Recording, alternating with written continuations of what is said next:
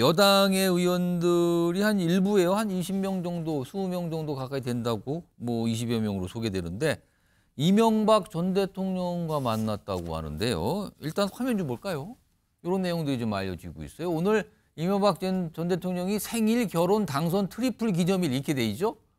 그래서 여기 축하하는 자리예요. 뭐 이게 어제라고 그러는데 이게 좀 알려졌어요. 여당 의원 한 20명 정도 여기 이런 분들이 참석했다고 알려져요. 그래서 뭐 아무래도 뭐 축하하는 자리라고 할 수 있는데 근데 여기에서 대화가 갔을 텐데 이런 질문이 이명박 전 대통령한테 갔다 그래요. 그러니까 집권 시절에 광우병 파동 있었잖아요. 그때 뭐 시위도 있었고 집회도 있었고 이런데 광우병 파동 때 혹시 계엄 검토하진 않으셨나요? 이런 질문. 굉장히 심각한 질문입니다, 이게. 그러자 이명박 전 대통령의 대답이 이래요. 그건 가능한 일이 아니다. 가능한 일이 아니다. 그럼 일축했다는 거잖아요. 뭐 그런 얘기를 합니까? 약간 이런 분위기인가요? 이런 내용이 좀 알려졌어요. 최종평 평론가. 광우병 파동 당시에도 여러 가지 사실 정부에 대한 비판, 그다음에 집회, 시위 이런 게 많았단 말이에요. 근데 그때 계엄 혹시 이런 거 질문 나오니까 가능한 일이 아니다. 이명박 전 대통령 그렇게 이건 말도 안 된다 이런 판단인 거네요. 그렇죠. 저도 그 당시 여기 생생하게 기억합니다. 그게 이제 2007년, 8년 그 사이였거든요. 예. 정말 대단했었어요. 근데 그때 이명박 전 대통령이 뭐라 했습니까? 마지막 반성 직전에 그 얘기를 했잖아요. 내가 그 청와대 뒷산에 올라가서 아침 이슬 부르는 소리 들으면서 내가 여러 가지 반성하고 했다. 그러면서 사실 저 이후에 국정기조로 대폭 전환합니다. 그래서 사실 그 임기 초반에 10%까지 떨어졌던 지지율이 다시 반등해서 굉장히 이례적인 상황으로 남습니다. 30%, 40% 회복하는 이제 그렇게 해서 중반 국정 동력까지 끌고 가는데 저는 이 오늘 그러니까 이명박 대통령의 만남에서 저는 이게 중요하다고 봐요. 어제입니다. 어제 그 중진 의원 20명이 갔잖아요.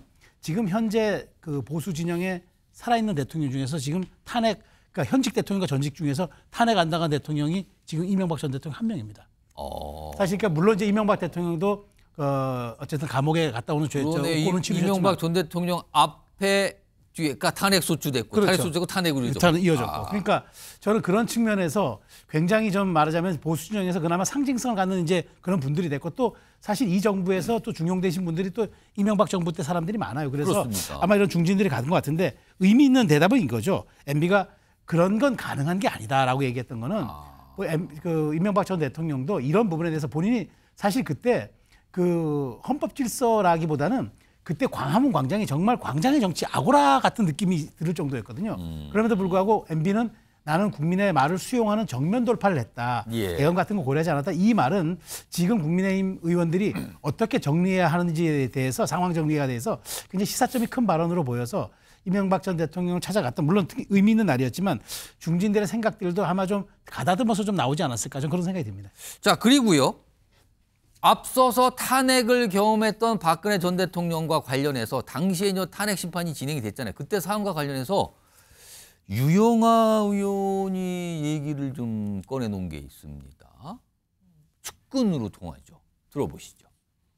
걱정스러운 말씀이 계셨죠. 근데 구체적으로 뭐 이런저런 말씀을 하셨다는 걸 이 자리에서 밝히기는 적절치 않고요. 대통령께서 느끼셨던 것도 있고 앞으로 향후 이제 나라에 대한 걱정 이런저런 걱정을 많이 하셨습니다. 굳이 수령을 뭐 늦게 하고 안 하고 뭐 이러진 않았던 것 같은데. 저희는 뭐 바로 했습니다. 그래서 뭐 저도 정확한 사실관계는 모르겠고 언론에 나온 것만 보고 있는데 어떤 이유가 있지 않겠나 보고 있고 그쪽에서 정식적인 뭐 소환 절차 하면은 저는 당연히 응하실 거라고 보고 있습니다. 그런 얘기 특히 뒷부분에 그때 당시에는 바로 수령했다 서류. 지금 윤석열 대통령 지금 뭐 수사 관련된 내용이라든가 헌재 심판 관련된 내용 수령 안 하고 있다 이런 얘기 계속 나오잖아요. 화면으로 좀 정리해 볼까요? 지금 박근혜 전 대통령 상황.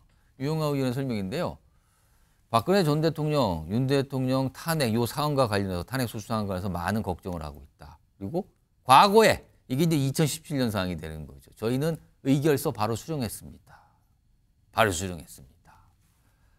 박원석 의원님, 특히 앞에 이명박 전 대통령 그리고 지금 유영하 의원이 설명한 당시에 바로 수령했다. 이 부분, 요거 글쎄요, 좀 어떻게 보고 있어요? 일단 박근혜 전 대통령은 좀 남다른 느낌일 거예요.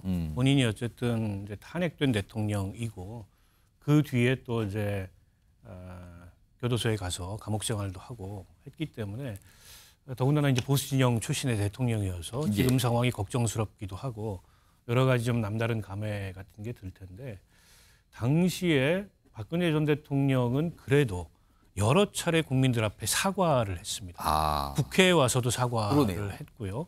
그리고 국회에 와서 뭐 개헌도 제안하고 아무튼 여러 가지 제스처를 취했습니다. 그런데 그때보다 지금 훨씬 더 심각한 그 중대한 헌법법률 위반이 있는 거거든요. 당시에는 박근혜 전 대통령의 직접 범죄가 있느냐라는 게 이렇게 논란거리였어요. 물론 제3자 뇌물죄 그리고 직권남용 등등으로 인해서 탄핵이 됐지만 그걸 가지고 사후적으로도 보수 진영에서는 박근혜 전 대통령은 돈 한 푼 받은 게 없다. 근데 이런 계속 문제 제기를 해왔잖아요.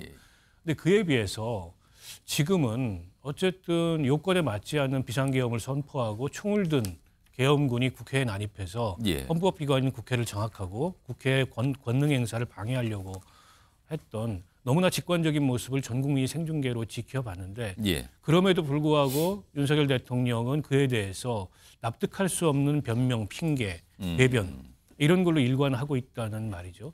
그래서 국민들이 느끼는 뭐랄까요? 그 어떤 분노의 감정이나 혹은 이제 비판적인 어떤 생각 이런 것들은 그 당시보다 훨씬 더 높은 게 아닌가 싶고 당시에 박근혜 전 대통령 측에서 탄핵 심사를 지연시키기 위해서 고의적인 뭘 했다.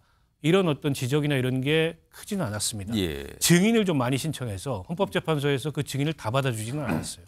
일부는 받아주고 또 일부는 그 증인을 기각을 했는데 근데 지금처럼 탄핵 심판 서류조차 수령하지 않으면서 일종의 이제 지연 전략을 쓰는 모습은 없었기 때문에 아까 유영하 의원도 우리는 당시에 바로 수령했다. 어떻게 보면 좀 우회적으로 지금 상황이 옳지는 못하다라는 걸 지적한 게 아닌가 싶습니다.